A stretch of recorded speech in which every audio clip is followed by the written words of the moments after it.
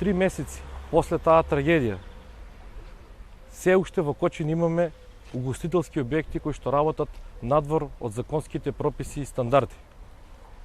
Трагедијата која што се случи во Кочани е плод на институционални пропусти и корупција која што се случувала сите овие години.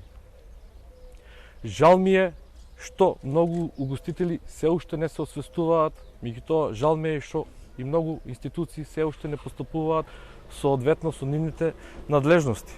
Поднесувам кривична пријава против угостители за узурпација и за бесправна градба.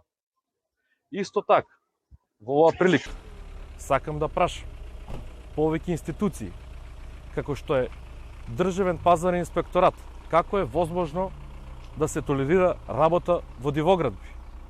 Сакам да прашам до Агенција за храна и ветеринарство, како е возможно да се добие ХАСАП дозвола за угостителски објект кој што служи храна, доколку кујната е дивоградба.